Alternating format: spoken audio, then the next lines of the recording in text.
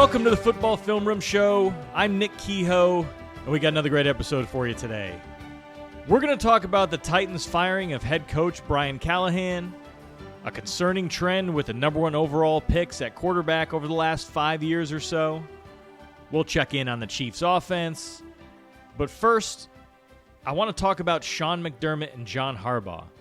And the NFL history story I tell today is going to be about the history that's working against both of those head coaches. Now, the Bills and Ravens came into this season as Super Bowl favorites. I even talked to you about it at the start of the season, where I thought this was the year that both the Ravens and the Bills looked equipped to finally get over the hump and at least surpass the Chiefs and be the best two teams in the AFC. For the Ravens, that's a little bit on hold right now. Obviously, they're 1-5. There should be some panic in Baltimore because even though they might be able to turn the ship around, they've dug themselves quite a hole. Now, it's not Harbaugh's fault necessarily. They've been dealt a bunch of serious injuries, haven't been able to play well on defense. Even when Lamar Jackson was on the field, they still weren't winning games. So again, they have the chance to turn the season around, but at 1-5, it's looking pretty grim. The Bills, on the other hand, it's not time to panic quite like it is in Baltimore. You know, they started the season 4-0. Looked pretty good, looked to be the class of the AFC, and then they lost 2 games against 2 up-and-coming teams in the Patriots and Falcons, and even though those teams are improving, the Bills shouldn't have lost to those 2 teams. Against the Patriots, they seemed to have no plan for Drake May. It was almost as if they had no idea he was a mobile quarterback and liked to get outside the pocket. I think he spent the entire game throwing the ball from the sidelines. He was out of the pocket so much. Again, the Bills seemed ill-prepared for what Drake May presented to them. And then last week against the Falcons, Atlanta just ran wide zone after wide zone after wide zone with Bijan Robinson, and again, the Bills had no answer for it. Now again, it's not time to panic yet, as I said earlier, but you just saw the signs of the same Bills team that are they much different than what they've been in years past? Now let's start with Sean McDermott in our history story here. First, he's been a great head coach. You can't argue with what he's done over his first 8 seasons with the Bills. He instantly turned Buffalo into a perennial playoff team after, 18 straight years of being left out of the postseason? That included 2 AFC Championship game appearances. I have a lot of respect for what McDermott does in general, schematically, on the defensive side of the ball, except for when the Bills play the Chiefs. But as you all know, the Bills haven't reached the Super Bowl in any of McDermott's seasons. Now you might be saying, so what? They've had a ton of success. They'll eventually break through, right? You're not necessarily wrong to believe that, but here's where I get into the history that's working against McDermott.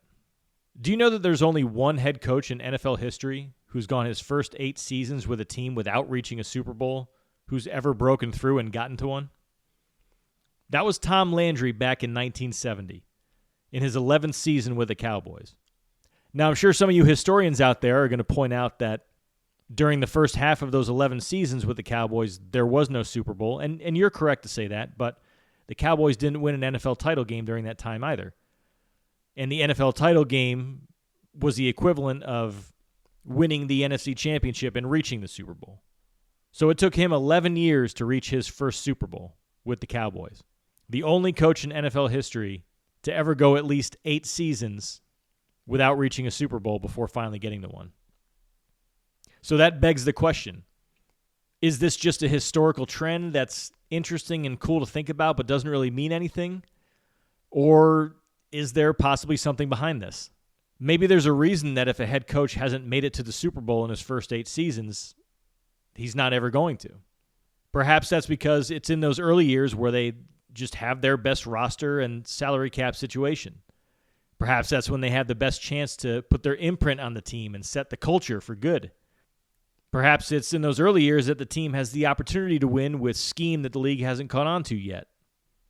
And maybe it's only in those first few years that a team can really peak. Especially during this era, the salary cap comes for everyone.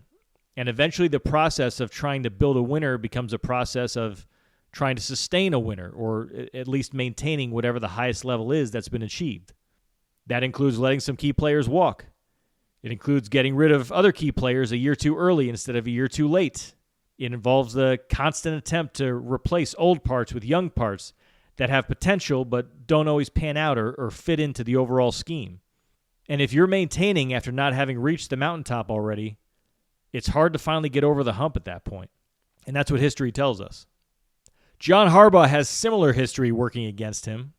He, of course, has already won a Super Bowl. He won it back in 2012 when Joe Flacco was his quarterback. But he's now gone 12 straight seasons without a Super Bowl appearance. And no head coach has ever failed to appear in a Super Bowl with one team for as long as Harbaugh has and then gone on to reach the Super Bowl with that same team. The two closest examples are Don Shula, who reached his fourth Super Bowl in 1973 with the Dolphins and then didn't get back until 9 years later in 1982, and then Bill Cowher, who reached the Super Bowl in 1995 and then again in 2005, 10 years later with the Steelers. So again, this begs the question, is this historical trend meaningful? Maybe isn't in this case. Maybe we should just marvel at what John Harbaugh's been able to do with the Ravens. I mean, this is his 18th season. Not a lot of coaches even make it to 18 years. He's won a ton of games, playoff games. He's won the Super Bowl. You can make a very strong case for him being a Hall of Fame head coach. And maybe the Ravens are smart to try to maintain stability and not change their head coach every couple of years, unlike other franchises that have become impatient and moved on, and the grass isn't always greener. My New York Giants, for instance, moved on from Tom Coughlin after the 2015 season, just 4 years removed from his second Super Bowl win, and the organization's been an absolute disaster since then. So we could just be in uncharted waters here, and maybe Harbaugh is going to break through. Doesn't look like he will this year, but maybe if the Ravens stick with him and let him continue to coach this team into the future, they will. But on the other hand, maybe the historical trend with Harbaugh is significant. Maybe a coach's messaging gets too stale over time, especially if they haven't appeared in a title game in a while. Perhaps teams around the league have enough tape on Harbaugh and experience playing against him, and they understand what makes him tick in key situations, leading to his team falling short in big moments. Maybe the trends of the NFL become too much for a long-time coach to keep up with. I don't know that those exactly are the answers, but it's kind of puzzling that Harbaugh hasn't been able to put it together with the Ravens. It's not for lack of talent, and it's certainly not for lack of talent at the most important position.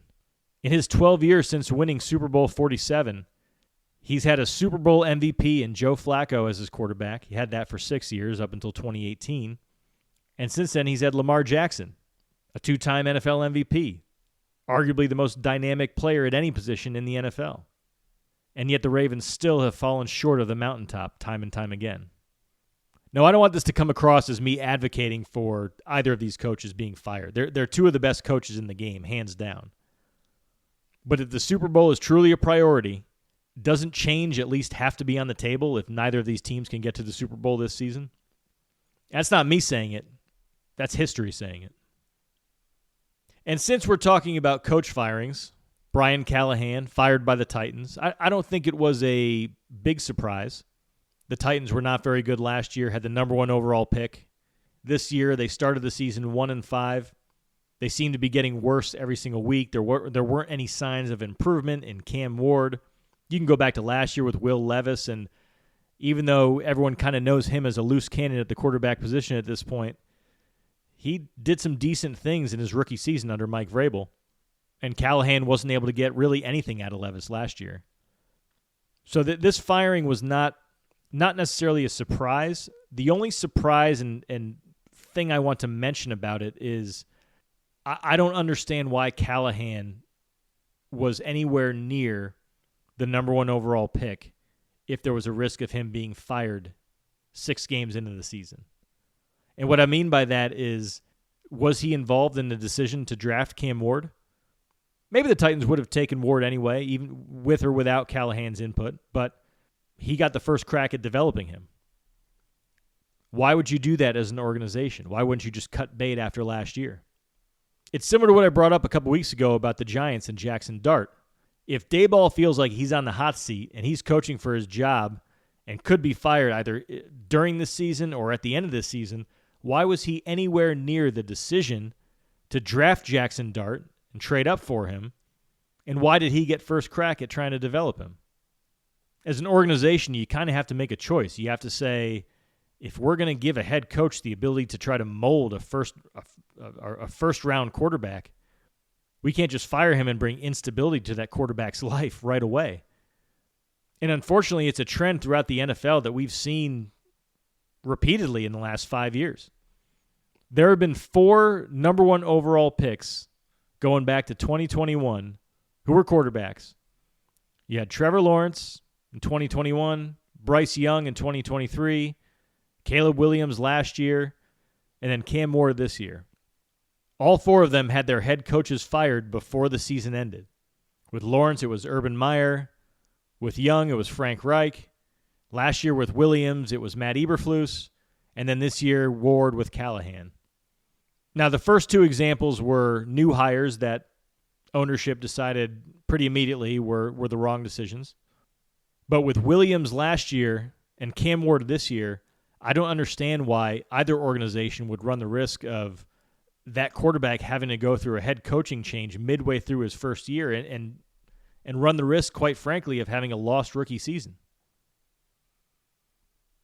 And all of that, of course, brings us to the Kansas City Chiefs, who have no questions about their head coach, no questions about their ability to win the big one. And they have a quarterback in Patrick Mahomes who is looking like MVP Mahomes from a couple years ago. He's looking like he's getting back to form. So far, he's thrown 11 touchdowns, just 2 interceptions. He's on pace for over 4,200 passing yards. He's got a 99 rating. Not to mention, he is using his legs like he hasn't in previous seasons. He's already tied a career high with 4 rushing touchdowns, and we're just 6 games in. He's on pace for 629 rushing yards. His career high is 389. It almost seems like he didn't forget how to play the quarterback position, huh? Like maybe he took to heart Lamar Jackson and Josh Allen winning the last 2 MVPs and perhaps supplanting him as the top 2 quarterbacks in the NFL. But perhaps the best indicator that Mahomes might be back to his MVP form is that he's averaging 7.8 air yards per attempt. Now that's significant because that's the highest it's been since 2020. Remember what I was talking about after the first 2 weeks of the season? Remember what I was talking about back after week 4? The Chiefs have looked like they are making an effort to throw the ball downfield. Sometimes it's just on go balls. Sometimes there are shot plays. But they are trying to use that speed with Tyquan Thornton, Hollywood Brown, Xavier Worthy. They are using that to try and stretch the field. And even when they're not throwing down the field, they are opening things up at the intermediate level, kind of like they did when they had Tyreek Hill. You saw a little bit of that last week with the Lions. Now, in that game, you didn't necessarily see Mahomes pushing the ball downfield. I think 70% of his throws were 10 yards or less from the line of scrimmage. Now, a part of that was the Lions and their secondary being banged up, and they were probably playing more soft zone than normal, but there were several plays where the Chiefs would run multiple of their speedy receivers downfield. The Lions had no choice but to honor it because the Chiefs had been attacking a little bit more downfield this year. And as a result, that opened things up underneath. Opened up some matchups underneath, put linebackers on Travis Kelce and other receivers. And the Chiefs started to look like that team that you saw maybe 3 or 4 years ago that was attacking downfield and using the threat of going downfield to attack more effectively underneath. Now they're 3-3, and they're a little bit under the radar as the Chiefs can be after beating the Lions on Sunday Night Football with everyone watching. They seem to get written off every other week.